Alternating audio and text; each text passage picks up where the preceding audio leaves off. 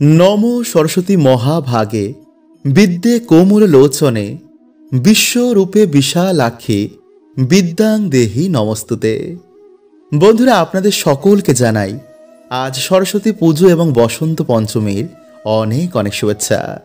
बंधुरा आजकेर दिन थेकेई बसंतेर आगमन हय एवं आजकेर दिनेई मा सरस्वती भगवान श्रीकृष्णेर गोलोक धाम थेके ब्रह्मपुरीते आसेन। ताई चारिदिके आजकेर दिने मायेर आराधना करा हय, कारण मा सरस्वती हच्छेन चारटी वेदेर माता, सकल ब्रह्मांड सृष्टिर जननी। साइंसेर मते एई महाब्रह्मांड ध्वनि थेके उत्पन्न हय, जाके बिग बैंग बला हय। आर सेई ध्वनि हच्छे मा सरस्वती। आमरा जे कोनो पुजोय जे मंत्र बोली, जे आमरा कथा बोलछि ता सब मायेर कृपाय। ताई माके बाग देवीओ बला हय, माने भगवानेर ज्ञान रूपी शक्ति स्वरूपा हच्छेन मा सरस्वती। जार उपर मायेर कृपा हय तबेई तार उपर मा लक्ष्मी कृपा करेन। कारण ज्ञान बिना बंधुरा आमरा पशुर समान। ज्ञानी आमादेर ईश्वरेर काछे निये जाय, ज्ञानी आमादेर भक्ति प्रदान करे, ज्ञानी जीवने स्वाबलम्बी करे, ज्ञानी एकजन भालो मानुष तैरी करे। ताई एर जोन्नो भगवान श्रीकृष्ण गीताय बोलছেন যে জ্ঞানী আত্মা আমার অত্যন্তই প্রিয়। তাই বুঝতেই পারছেন যে বন্ধুরা যে জ্ঞানী হচ্ছে মা সরস্বতী। মায়ের কৃপায় বিদ্যা বুদ্ধি অর্থ সৌভাগ্য মান সম্মান আত্মজ্ঞান জীবনে সুখ শান্তি এবং ভগবানের ভক্তি প্রাপ্ত হয়।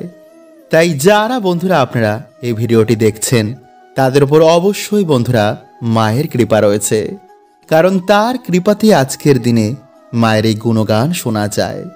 এছাড়া আজকের দিনে যেহেতু বন্ধুরা মা সরস্বতী গোলক ধাম থেকে ব্রহ্মপুরী এবং এই মর্ত লোকে আসেন, তাই আজকের দিনে ভগবান শ্রীকৃষ্ণ এবং মা সরস্বতীর এই বিশেষ মন্ত্র যারা বলে ঘুমায় তারা অত্যন্তই ভাগ্যশালী হয়। এবং পারলে বন্ধুরা আপনারা আজকের দিনে মা সরস্বতী এবং ভগবান শ্রীকৃষ্ণের এই সামান্য জিনিসটিকে বালিশের নিচে রেখে ঘুমান বা বাড়িতে আপনারা নিয়ে আসুন। এতে ভগবান শ্রীকৃষ্ণ এবং মা সরস্বতীর কৃপায় আপনারা সারা বছর বিদ্যা বুদ্ধি অর্থ সৌভাগ্যে আপনাদের বাড়ি ভরা থাকবে। তাই ভিডিওটি বন্ধুরা আপনারা কিন্তু পুরো অবশ্যই দেখুন। তাই বন্ধুরা ভিডিওটি একটি লাইক করে কমেন্টে হর হর মহাদেব ও জয় শ্রীকৃষ্ণ অবশ্যই লিখুন। বন্ধুরা আমাদের হিন্দু শাস্ত্রে এই ময়ূরের পালকের এক বিশেষ মাহাত্ম্য রয়েছে। জ্যোতিষ শাস্ত্র অনুসার যে স্থানে ময়ূরের পালক থাকে সেখানে কখনো গ্রহের খারাপ প্রভাব পড়ে না। পুরাণেও ময়ূরের পালক নিয়ে বিভিন্ন উপায়ের কথা বলা হয়েছে। আয়ুর্বেদেও ময়ূরের পালক নিয়ে এটি বলা হয়েছে যে কিভাবে ময়ূরের পালক বাড়ি থেকে রোগ ব্যাধি দূর করে।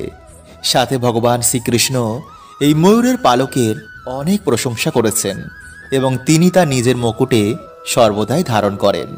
ময়ূরের পালক ছাড়া তিনি কখনো কোথাও যান না। তাই ভগবান শ্রীকৃষ্ণ বলেন যে ময়ূর হচ্ছে সুখ শান্তি সমৃদ্ধির প্রতীক।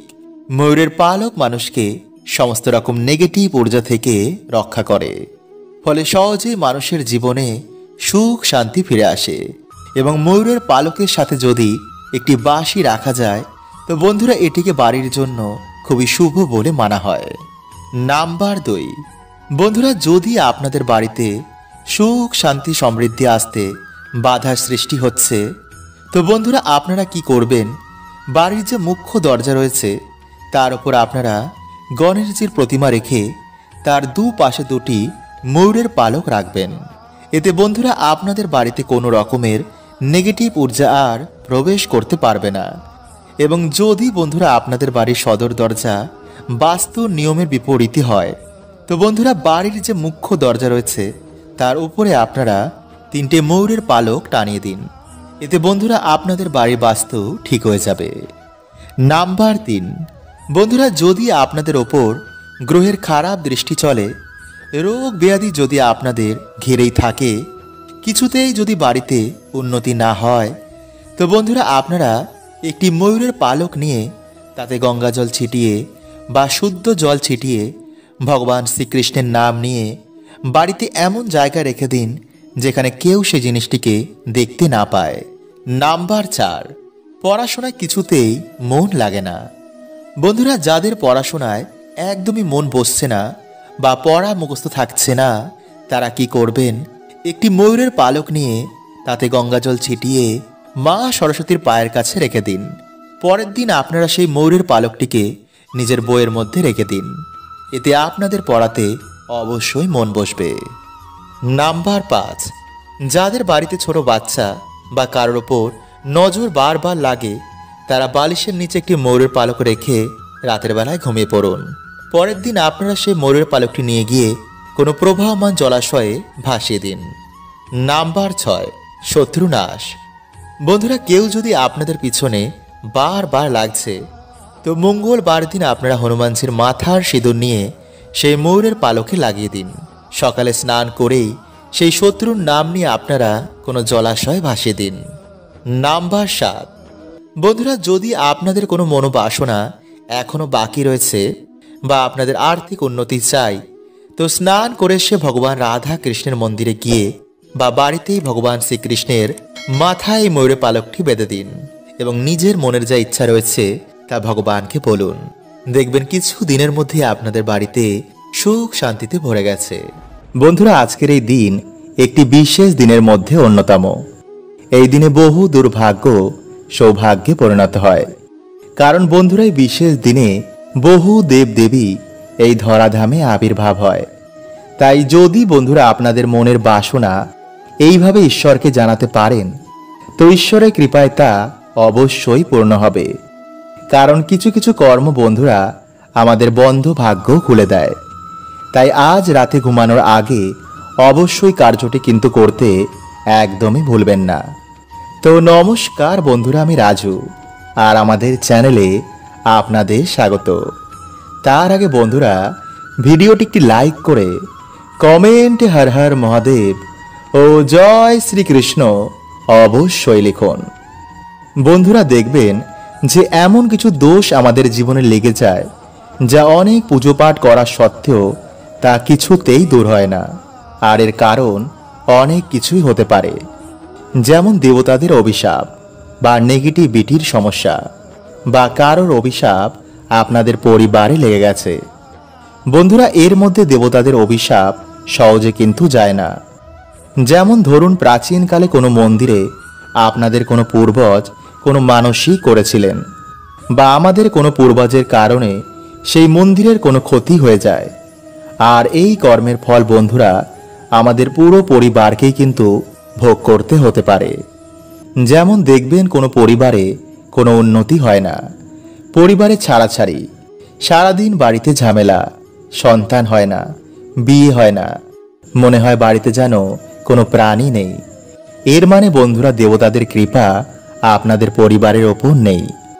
পরিবারে অকাল মৃত্যু, যাতেই হাত দেন তাতেই লস। তাই বন্ধুরা, যদি আপনারা এমন কিছু ভোগ করে থাকেন, তো অবশ্যই আপনাদের এর উপাচার করা দরকার। কারণ বন্ধুরা, মানুষ শুধু এই ভৌতিক জিনিসকেই দেখতে পায়, এর পিছনের কি কারণ রয়েছে মানুষ অনুমানও করতে পারে না। তাই প্রাচীনকালে গুরুই আমাদের মার্গদর্শন করতেন, কিন্তু বর্তমানে বেশিরভাগ মানুষের যেহেতু কোনো গুরু নেই, ফলে মানুষ ধীরে ধীরে সমস্যায় জড়িয়ে তার জীবন নরক হয়ে ওঠে। তাই বন্ধুরা, আজকের এই ভিডিওতে আমরা জানব যে কিভাবে আপনি ঈশ্বরের কৃপা পেয়ে এই সমস্ত সমস্যা থেকে বাইরে বেরিয়ে আসবেন।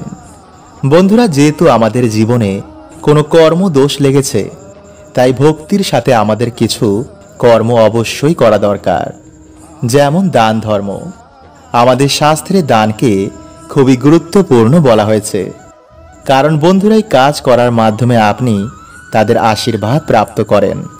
ফলে জীবন থেকে অনেক দোষ, অভিশাপ, বাধা বিপত্তি এতে নাশ হয়ে যায়। যেমন পশু পাখিকে অন্নদান, কোনো গরিবকে বিভিন্নভাবে সাহায্য করা, তা পয়সার দিক থেকেই হোক বা বিদ্যার দিক থেকে। এতে কি হবে বন্ধুরা, আপনারা তাদের আশীর্বাদ পেয়ে আপনার বিকর্মের নাশ হবে। ফলে আপনারা ঈশ্বরের কৃপা প্রাপ্ত করবেন। নাম্বার 2, সেবা। বন্ধুরা, যত মহান মহান ভক্তদের জীবনী পড়বেন তারা ঈশ্বর নয়তো মানুষের অবশ্যই সেবা করতেন। যদি আপনি কর্মযোগ পালন করতে চান তো মা বাবা, পশু পাখি বা বিভিন্ন মানুষের অবশ্যই সেবা করুন। আর যদি আপনি ভক্তিযোগ পালন করতে চান তো মন প্রাণ দিয়ে শুধু ঈশ্বরের ভক্তি করুন। এত ঈশ্বরকে স্মরণ করুন যাতে ঈশ্বর আপনার প্রার্থনা শুনতে বাধ্য হয়ে যান।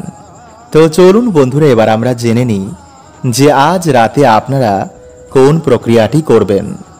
বন্ধুরা, আজ ভগবান শ্রীকৃষ্ণের আশীর্বাদ প্রাপ্ত করার জন্য সন্ধেবেলায় আপনারা পরিষ্কার জামা কাপড় পরে তুলসী মঞ্চে ভগবান শ্রীকৃষ্ণের নামে একটি প্রদীপ অর্পণ করুন। তারপর বাড়িতে আপনারা যেমন সন্ধে দেন তেমনই সন্ধ্যা দেবেন। এরপর রাতের বেলায় আপনারা যা ভোজন করেন তা ভোজন করার পর আপনারা 3 বার হে কৃষ্ণ করুণা সিন্ধু দীন বন্ধু জগৎপথে গোপেশ গোপিকা কান্ত রাধা কান্ত নমস্তুতে। বন্ধুরা, এই মন্ত্র জপ করার পর আপনারা ধ্যানে বসে ভগবান শ্রীকৃষ্ণের বিশ্বরূপের আপনারা চিন্তন করবেন। আপনাদের সময় অনুসার 5 মিনিট, 10 মিনিট বা 15 মিনিট যেমন খুশি আপনারা তা অবশ্যই করবেন। এছাড়া বন্ধুরা, আপনারা চাইলে প্রত্যেক দিন রাতে শোয়ার আগে এই প্রক্রিয়াটি করতে পারেন। ফলে কিছু দিনের মধ্যে আপনার জীবনে এক অশেষ পরিবর্তন দেখতে পাবেন। হ্যাঁ বন্ধুরা, এতটাই শক্তিশালী এই প্রক্রিয়াটি, তাই অবশ্যই কিন্তু বন্ধুরা এই প্রক্রিয়াটি করতে ভুলবেন না। হরে কৃষ্ণা। ওম নমঃ শিবায়।